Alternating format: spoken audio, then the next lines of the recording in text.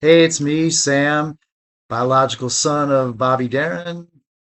Nothing really interesting visually to show you in this video, so I decided to sign.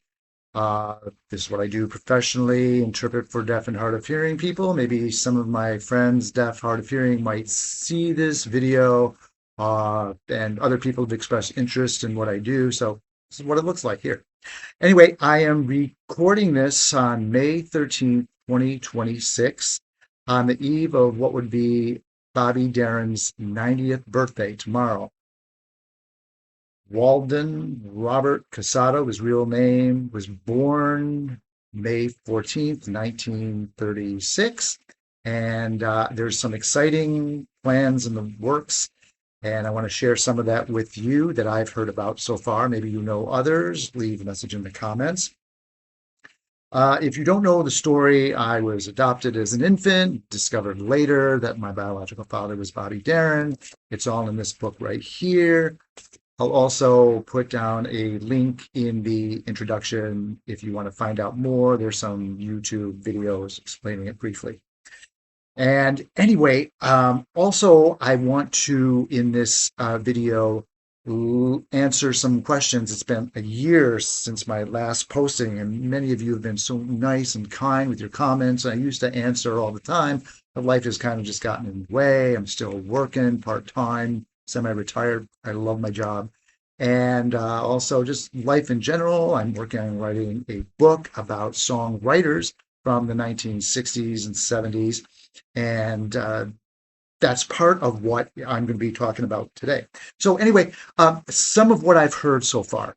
The Bobby Darin fan club, which is run by Shane Brown, who wrote this wonderful about Bobby Darin's performing career, a book about that, and Karen Grieveland, two of them administer this club. On their YouTube page, they are going to be posting May 14th, tomorrow, 2026, a audio only. I don't think it's video. Maybe I'm wrong, but I think it's audio only of a Bobby Darin concert from 1973. I think July. I think, and that was just like a few months before he died. So that should be really exciting. It's never been heard before by the public, so I'm excited about that. Also, myself, I host a radio show on Mixcloud, and I am going to, I'll put that link down here. And what I've done is made a recording of Bobby Darin songs that he wrote, but that other singers sang. So it's really cool. You're going to hear Lou Rawls, you're going to hear Jackie DeShannon, Tony Orlando, and even the Osmond brothers. So it's really cool. And also, besides these great songs, you're also going to hear part of an interview that was done in 1965, where Bobby Darin was asked these questions about civil rights and his beliefs in that. Back then it was not really popular for people to come out and say they supported the Civil Rights Act. And it's just fascinating how these reporters just grill him. And Bobby, 29 years of age, is so articulate, and it's just really fascinating historical artifact.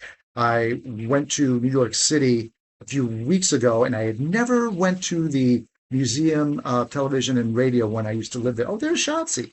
There's hi, cutie. Hi. Yes. You want to get on the video too? Anyway, and I was fascinated. It was just so much available right there. And later I found out there's this interview that was done, so I kind of chopped it up, and I think you're really going to enjoy it. Okay, so now to answer some of these questions that you had, I'm just going to answer them in general. I want to say hi to Gina Fox. She said, perhaps your father knew of your existence, but also knew that you were placed in a loving home with two parents who loved you. Well, I don't think so. I've discussed with my friends, with family members, biological family members on my mother's side. My mother's name was Lillian, and birth mother, that is. And She kept her pregnancy a secret, kind of like Bobby Darin's own mother did. They did this. Nina, who Bobby thought was his sister, but was really Bobby Darin's mother, and they went away, had the baby, and then came back and said, "Oh, Polly," which is really Bobby Darin's grandmother, Nina's mother, passed her off as being the mother. So anyway, similar type of thing. Lillian kept her pregnancy a secret, placed me up for adoption, and I kind of doubt that she tried to contact Bobby Darin. Maybe after he became famous, she did. I don't know. Back then, you got to remember, 1950s, early 60s wasn't easy to find people. You couldn't just Google somebody and find out how to contact them, right? She would have to write a letter. I suspect, based on what I was told, that she never told anybody. She never told the other son that she had, who was 3 years older than me, about me all either. So, thank you, Gina Fox. We got Cherry Maniago 209. Why do you think his real father's name was kept by his mother? Was he married or something? Well, in a book that I wrote, again, the link will be down below. Who does he think his grandfather is?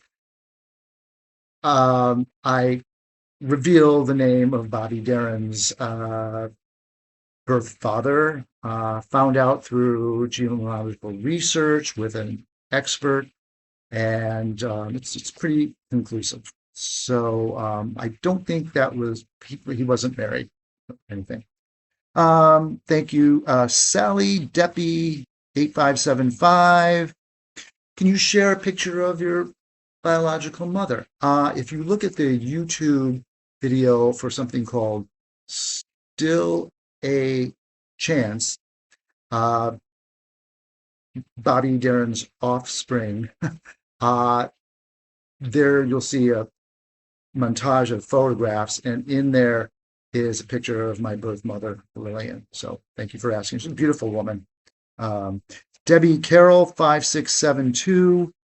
What was the actual name on your birth certificate? Well, when you're adopted, the birth certificate that you get has your adoptive name on it. So my real name is Sam Tellerico, right? So that's the name. I never saw like the original when my mother gave birth to me.